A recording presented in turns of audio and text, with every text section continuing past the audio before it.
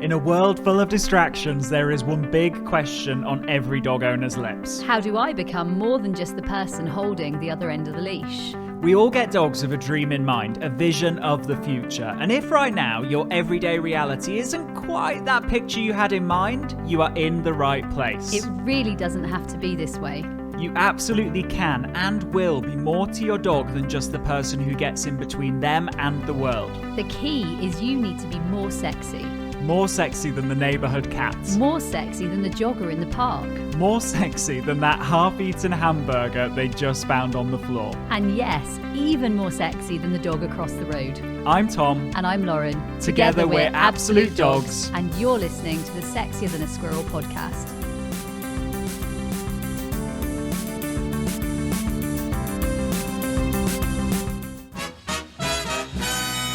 Hello and welcome to the Sexier Than a Squirrel podcast, the podcast that teaches you how to be the best owner that your dog could ever wish for. Your dog is so lucky they've got you. Woo. The thing is, so many people have dogs that may need a surgery, Tom. Yeah. Like they may need, you'll know about this, Mr. Vet. They may need a spay, a castration. I know little Blink needed a patella op. It could be a spinal surgery. Maybe you've been very unfortunate and maybe you've even just had to have, one of my clients at the moment is removing a dog's back dew claws. And another one, friend of mine, her little dog's got a hernia. So you know what? Lots of little like niggly things. One of my dogs had to have a strip removed. So a strip of mammary tissue. So you know what? Lots of these. Tomorrow I'll be doing a surgery or taking some fat to be able to grow stem cells to put into a dog's joints for their mobility. Literally the options are endless for the kinds of things that a dog might need surgery for. And there, it's a time where relationships can be a bit stretched. You can feel a little bit stressed about all the different things that you need to consider and keeping them contained and everything else. All of the things that you might need to consider in the house, all of the things you might need to consider out of the house when you're allowed to do certain things. Because I know when I've left my vets and had one of our dogs spayed, they might say things like, no, they'll be back to normal in a couple of days.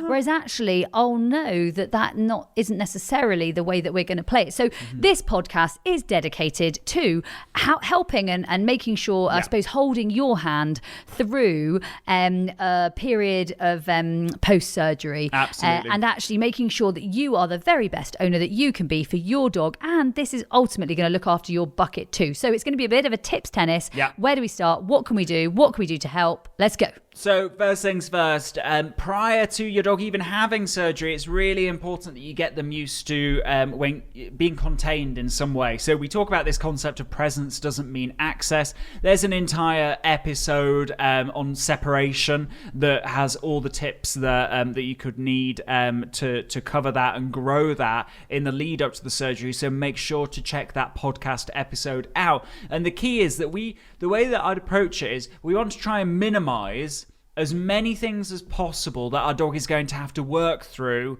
after the surgery. If you can get it so that actually they're cool with 90% of things and they've only got the fact that they've had a surgery and a bit of, a traumatic experience potentially to deal with, that's going to really help how full their bucket gets in that period and everything else. Okay, next tip, and it's a slightly broader one. It's actually make sure when your dog is coming home that you're already very, very prepared in all of your setups. And actually you've also well versed your family or whoever else might be helping take care of your dog and you actually post a surgery, because some surgeries or returns can be a little bit more stressful than others. I know that rehabbing sort of a spinal case for me has been quite difficult. And actually that's something that when you bring something different into your home that you maybe haven't considered before, you actually have to have enough prep and whatever it might be, whether that's a large puppy pen, whether that's a harness to be able to help you get them out, whether that is pads to be able to clean something, whether it is a disinfectant spray, whether it's a comfy memory foam bed, whether it is no bedding and changing some towels, whether it is actually just a quiet zen-like space.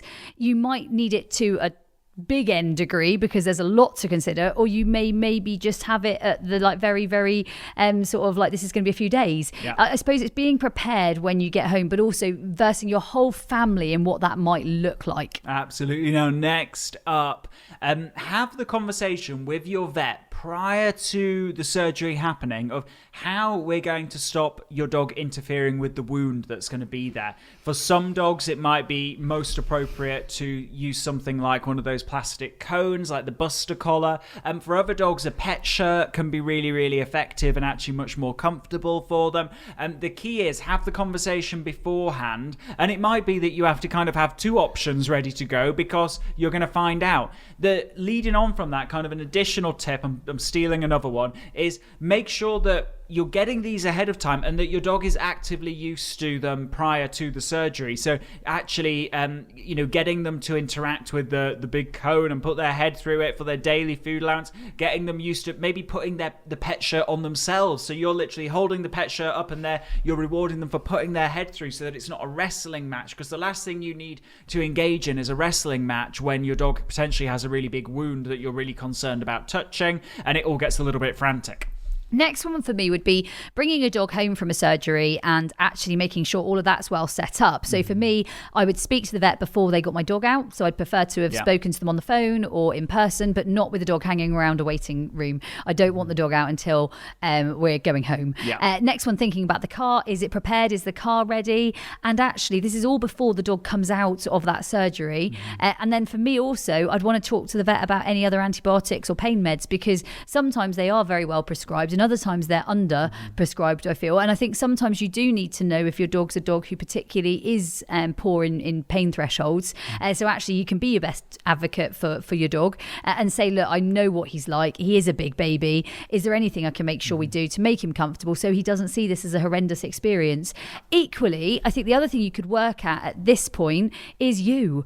I was watching a video of a friend the other day. She was working with her dog who's a little bit sore at the moment and has hurt themselves, but she was crying, emotional mess, really upset about it all. And actually sometimes we do need to be strong for our pets, and actually being ready to pick them up. I remember picking Blink up from her surgery and I really had to take a deep breath and swallow, because I wasn't expecting to see a dog with, number one, all her leg was shaved, number two, she was completely lame, which I'd taken her in sound and brought her out lame because she'd had a patella op. And I think it was just a shock to see the wound, to see the amount of shaving, to see the fact that her whole leg was shaved, to see the fact that she was very lame.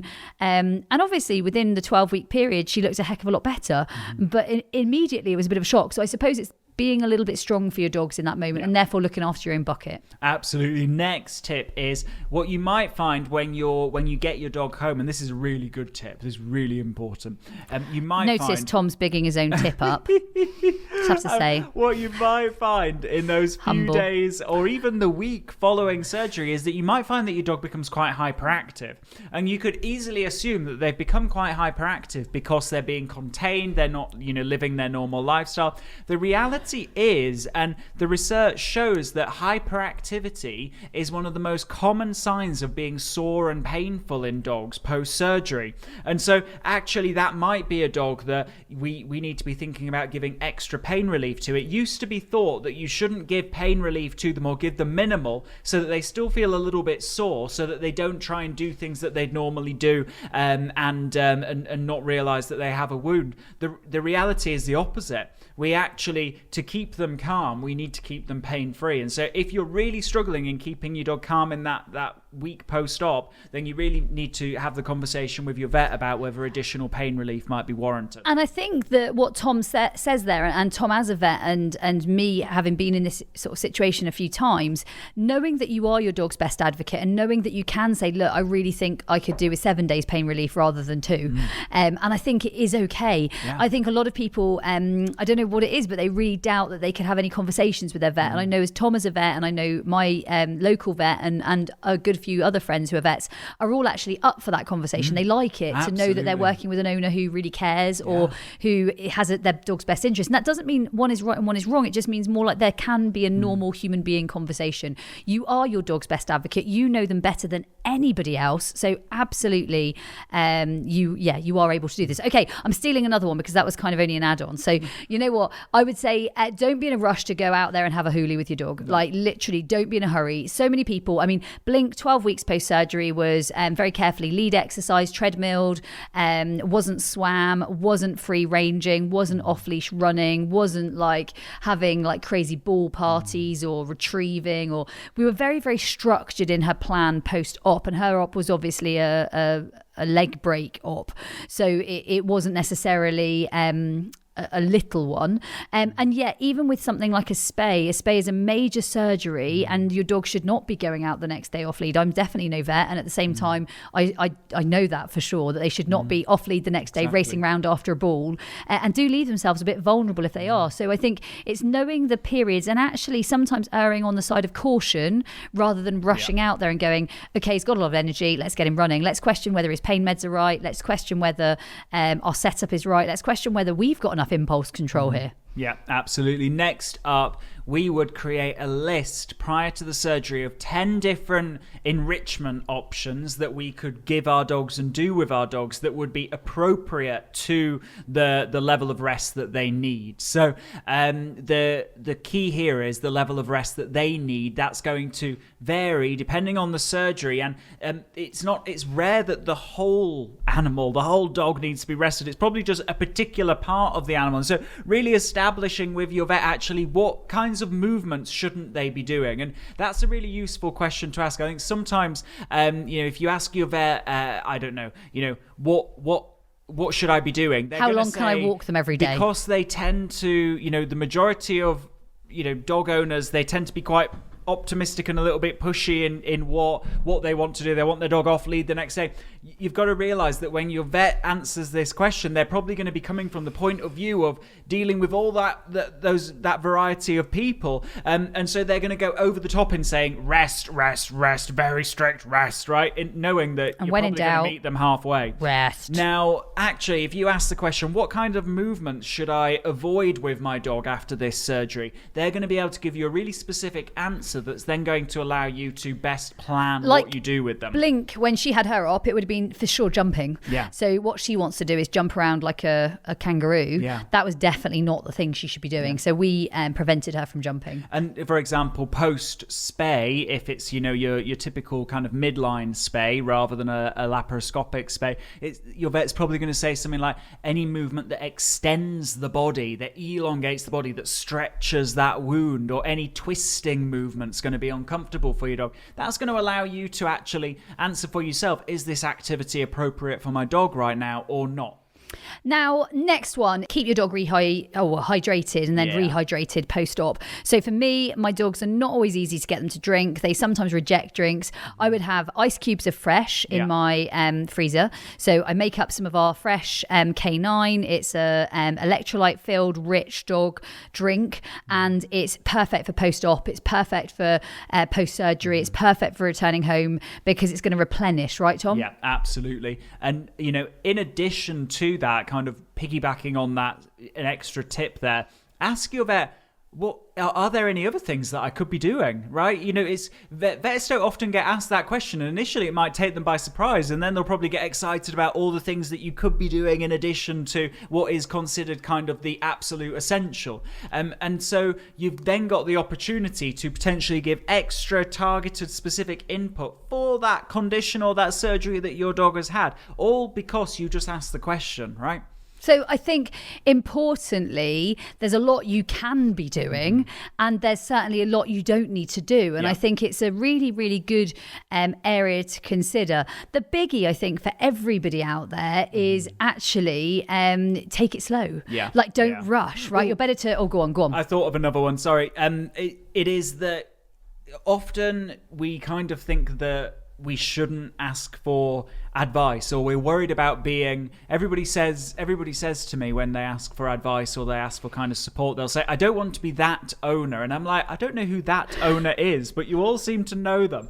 But the point is that actually your vet really does probably want to input and help. And so ask your vet, hey, would you be open to me potentially emailing a photo of the wound in 2 days time, 3 days time? Maybe then after you get feedback on that wound photo, you could say, hey, do you mind if I send one in another few days or just it could to see even how be it's looking. maybe I could take a video of her walking. Yeah. You could see how her lameness is now looking, and then you could maybe advise me on if there's anything else to do. Or you could ask your vet, do they know of any physios or anyone else that might input? My own vet, actually, I was really impressed recently, Tom. They suggested that maybe I wanted to come in for some laser sessions. Yeah, so absolutely. actually, that's something that I know your vet's does, but I obviously Tom's vet's is about an hour from me, so my local vet is 2 minutes, and so for me, it's something that really was quite impressive to know that in a local rural farm sort of community, that's quite unusual, wouldn't you say? And yet it's alternative things that our vets are now offering post-surgery or post, and it might be for the wound, or it might be for the bone, or it might be for the tissue healing. And there's lots of different things that you could be using it for. But actually, it's cool that there's lots of alternatives coming out there as well that your vets might be able to help to advise you on. Absolutely. And sometimes those things get unlocked by you asking the question, right? So that's really important to say. Don't be scared to ask the question. Don't worry about being that owner, whoever they are, and really, you know, go forth and be your dog's guardian, be your dog's advocate, be your dog's hero. One more, sorry Tom, we're going with one more now. The other thing a lot of people say about being very careful with diets when you get home, for me the most important thing is your dog has good supplementation, and of course nothing too rich and nothing too crazy, but equally make sure the supplementation is correct as well for your dog post surgery. So for me, I want to make sure that I am putting the right things in. Absolutely. And post an anesthetic, I'd always be thinking about making sure, I mean, we do this anyway, but making sure that you've definitely got a probiotic in there. For example, Probio K9 from AO K9. And the benefit of that is that the anesthetic is going to impact blood flow to the gut. And therefore, that's why some dogs will get diarrhea post anesthetic. And the thing is that also impacts the gut microbiome, and stress impacts the gut microbiome. Not so it's necessarily all pretty fit like behavioral stress, but more actually just stress that the body goes through in a change, right? So probiotic, really, really important. So it's all pretty impactful, right? When we're listening to that, everything's pretty impactful. Yeah. So actually the most important thing is that we really do tackle it. Absolutely. So guys, with that, go forth, be the very best dog owners your dog could ever wish for. You are going to be with this information now. We will see you next time. And remember, stay sexy. Hey, before you go, have you taken part in the worldwide Sexier Than a Squirrel Challenge? It's a 25-day online video program, huge energy, amazing community, and over 6,000 people are already taking part. The only question is, you know where you are today, where do you want to be 25 days from now? Head to absolutedogs.me/sexy.